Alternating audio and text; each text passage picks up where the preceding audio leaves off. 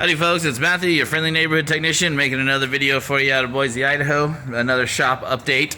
And today I've got a weird conflict of interest, but before I get to that, something very important is missing, and that is the engine for the 55 Chevy. It has been shipped off to the machine shop to be planed and milled and all that other good stuff, you name it, so we can get it all back together and stuff. But in the meantime, I've got a weird conflict of interest, I guess, is I think the right word, terminology here, that has arisen on this Cadillac. So I replaced the water pump on it, which is, not a big deal. I've probably done about 1,000 water pumps in my time at this point on this particular engine, on this particular vehicle. And so, bottom line is, after we got the water pump fixed up, which everything in here was a huge mess. There was coolant that had been leaking and had just been splattered everywhere. The old alternator was completely covered in it, inside and out, and all that other stuff. Longer story short, we got in here, replaced the water pump. Next thing we know, the vehicle wouldn't start. It wouldn't stay running. At one point, it acted like the battery was dead on it, so I charged the battery overnight on it, and sure enough, it started. So we started looking into the starting charging system. We got an OBD2 code that said circuit voltage was low. The gauge here would never read over 14 volts. It would read right at like 13.5. And the alternator and battery would charge right at 13.5. So we had both alternator and battery tested, and they both tested bad. We replaced the alternator. Now, the battery on this vehicle is only a year old, and it's from, I believe it's from Napa. So, in this case, I originally wanted to try to save the battery by trickle charging it, but bottom line is, the battery is bad. Point blank, bottom line, I highly suspect it's just got a bad cell in it, and that's why it may be passing some tests but failing others. So, the issue is this battery is only a year old. And for whatever reason, the customer can't seem to warranty it out. I guess he went and had it tested at Napa, and Napa said, nope, battery's good. We're not going to replace this. And so it's just, I guess there's no warranty. Here's the problem. I can't move forward with the rest of the jobs that need to be done. Well, I guess I can, but bottom line is, I can't really properly complete the work on the vehicle unless I have a good battery, a good alternator, a vehicle that will start when I need it to, and that will run when I need it to. So I really don't know what to do on this one, but let me go ahead and take you through our evidence here that will prove that we have a bad battery. I'm going to go ahead and get you set up on the camera stand here. All right, hopefully I got you set up here in a good spot. Okay, so I've got two what I know are bad batteries right here, okay? And I've got a good battery that's sitting in the vehicle right now that's not currently connected to the vehicle.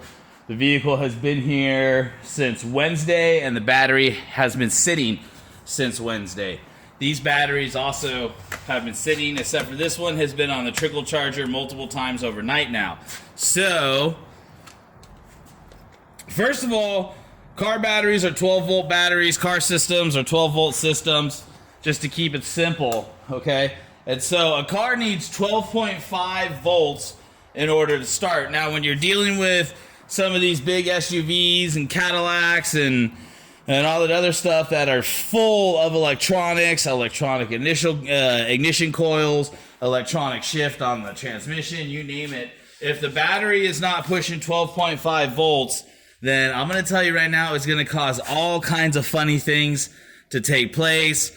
You might even get a circuit code, like a low voltage, low circuit code. You might notice on your dashboard that the gauge does not read at 14.5 volts. It actually reads at like 13.5 or lower. If it reads 13.6 volts, your check engine light won't come on. It's only until it gets below 13.5 volts or lower that your check engine light will come on. So to test a good battery, to see if the battery is good or not, you're gonna use a multimeter. And because of the conflict of interest between the manufacturer of the battery, who says it's good, myself, a professional shop, who says it's bad, and my parts supplier, who bench tested it for me as well, who also says it's bad. I went ahead and bought a new multimeter, basically.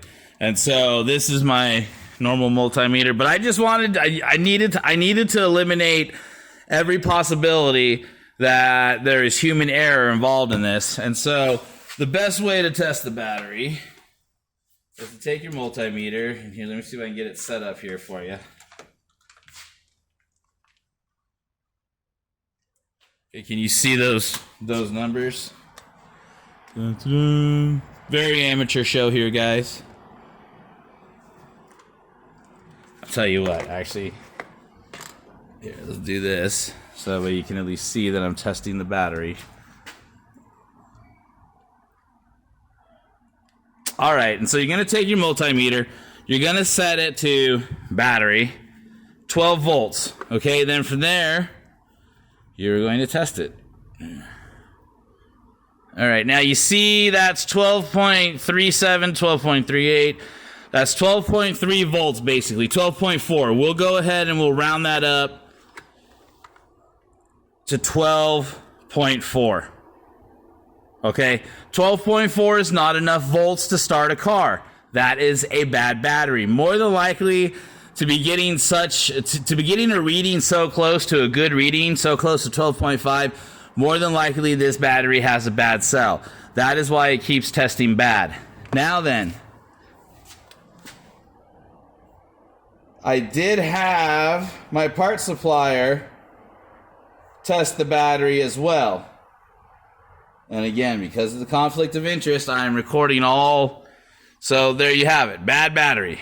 Okay, now that's a picture taken at O'Reilly's, who is my main parts supplier. They too tested the battery. Bad battery. Okay, now I'm going to show you another bad battery. Okay, now this battery is only a year old. Okay, this battery is 2019. So this battery is older than this battery, obviously. Now let's go ahead and test this battery. This battery's been around the shop for a while, so I already know this battery's going to test bad.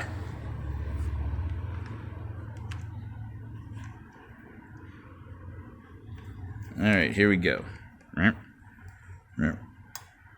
12, look, this battery that is a year older than this battery reads the same as that battery there. So again, both of those batteries, here, let's go back to this one.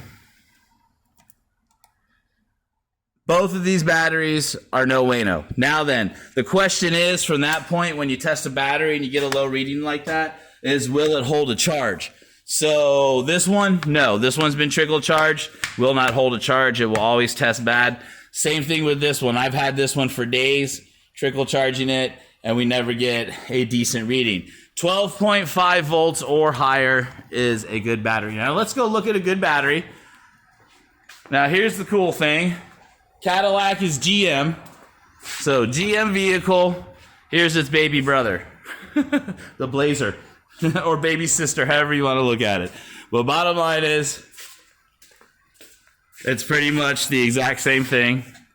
It's all GM, okay? This battery is 1120. This battery is smaller than the other battery and is the same age. Let me go, let's see, that's 1120.